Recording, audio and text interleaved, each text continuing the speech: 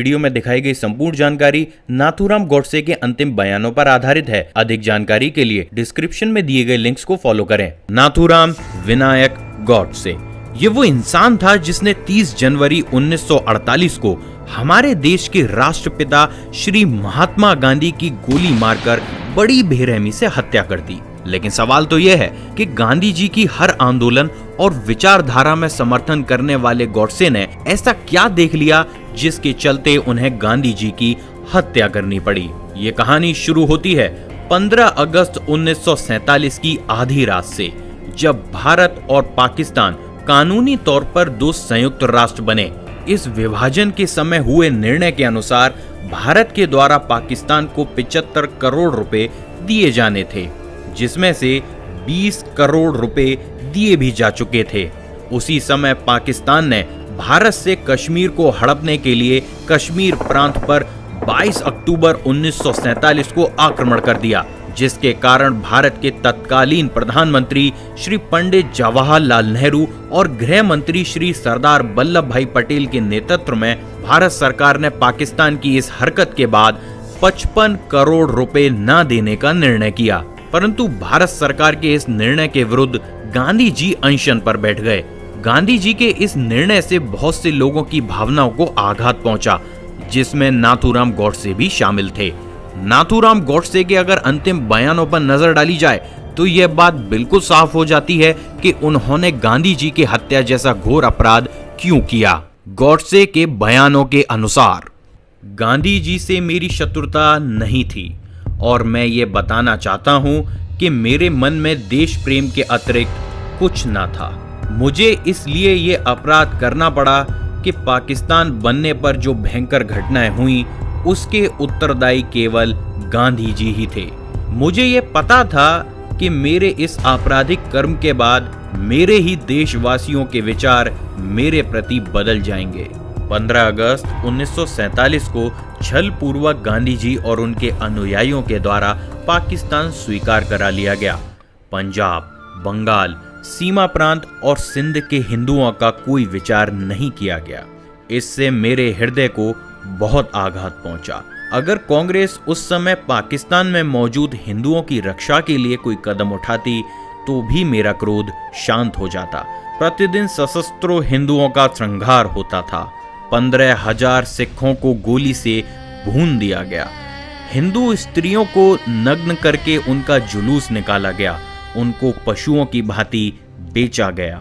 लाखों हिंदुओं को अपनी जान बचाकर पाकिस्तान से भागना पड़ा। मेरा मत ये था कि क्यों उस समय गांधी जी पाकिस्तान में हो रहे हिंदुओं पर अत्याचारों को दर्शनार्थी बनकर देखते रहे।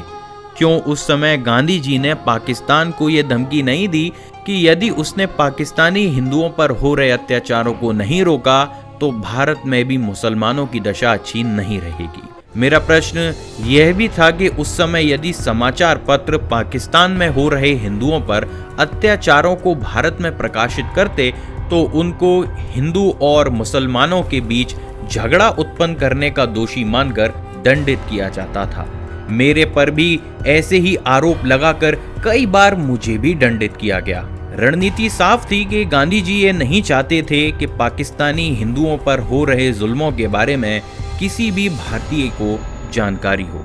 श्री मोरारजी देसाई के न्यायिक बयानों के अनुसार उस समय ऐसे 930 मामले सामने आए। ऐसे में मुझे यह आशा नहीं रही कि गांधीवादी कांग्रेस पर शांतिपूर्ण ढंग से दबाव डाला जा सकता है। मेरे क्रोध की ज्वाला उस समय चरम सीमा पर पहुंची जब इन सब विवादों के बीच गांधी जी ने आमरण अनशन का ऐलान किया और इस अनशन की सभी शर्तें हिंदुओं के खिलाफ रखीं। अपने आप को निष्पक्ष और अहिंसावादी कहने वाले गांधी जी की शर्तों के अनुसार दिल्ली की मस्जिदों में रह रहे पाकिस्तान से जान बचाकर भागकर आए हिंदू शरणार्थियों को बाहर निकाला जाए और मस्जिदें मुसलमानों के हवाले की जाएं। गांधी जी ने अपनी शर्त सरकार और अन्य नेताओं को अनशन की धमकी देकर स्वीकार कराई। जिस दिन यह घटना हुई उस दिन मैं दिल्ली में ही था। मैंने देखा कि किस तरीके से गांधी जी की जिद को पूरा किया गया। वो शीत के दिन थे। गांधी जी ने अनशन खोला। वर्षा हो रही थी। ऐसी असाधारण सर्दी और वर्षा में अच्छे स्थानों पर रहने वाले लोग भी कांप रहे थे। उस समय निराश्रित शरणार्थियों के कुटुंब मस्जिदों से सर्दी के मारे कांपते हुए निकाले गए। उनकी रक्षा का कोई प्रबंध न किया गया। कुछ शरणार्थी जो कुटुंब और महिलाओं सहित बिरला हाउस गए, उन्होंने वहां जाकर नारे लगाए, गांधी जी हमें शरण दो। उस भव्य भवन में रहने वाले गांधी तक उन निराश्रितों की आवाज ना पहुंच सकी। मैंने यह दृश्य अपनी आंखों से देखा, जिसे देखकर कठोर से कठोर व्यक्ति का हृदय भी हिल जाता। मेरे मस्तिष्क में इससे अनेकों प्रश्न उठे कि गांधी जी बेबस और लाचार लोगों को मस्जिदों से निकलवाने के लिए अनशन पर तो बैठ सकते हैं, लेकिन उन पर हो रहे अत्याचारों को रोकने के लिए कोई प्रयास क्यों नहीं कर सकते? क्यों गांधी जी ने पाकिस्तान में बने मंदिरों में उन बेबस और लाचार शरणार्थियों को शरण दिलाने के लिए अनशन नहीं किया? मेरे विचार से इस प्रकार दिल्ली की मस्जिदें मानव भलाई के लिए काम कर रही थीं। दूसरा प्रश्न जो मेरे दिमाग में उठा वो यह था कि गांधी जी ने मस्जिदें तो अपनी हट के चलते खाली कराई, पर उन शरणार्थियों के रहने की कोई व्यवस्था क्यों नहीं कराई? उन्होंने पाकिस्तान के मंदिर हिंदुओं को सौंपने की मांग क्यों नहीं रखी? इन सब परिस्थितियों को देखते हुए भारत में शांति स्थापित करने का एकमात्र साधन था कि गांधी को खत्म कर दिया जाए। उस समय भारत की जनता यह नहीं चाहती थी कि भारत को भारत और पाकिस्तान में विभाजित किया जाए, लेकिन गांधी जी की सोच इससे बिल्कुल विपरीत थी। यह बात पूर्ण रूप से सत्य है कि गांधी के सामने घुटने टेक चुके अंग्रेज बिना गांधी के सहारे के पाकिस्तान बनाने का प्रस्ताव नहीं ला सकते थे। इन सब परिस्थितियों को देखने के बाद भारत का एक पुत्र होने के नाते मैंने अपना एक कर्तव्य समझा कि देश की भलाई के लिए मुझे गांधी वध का यह कदम उठाना ही पड़ेगा।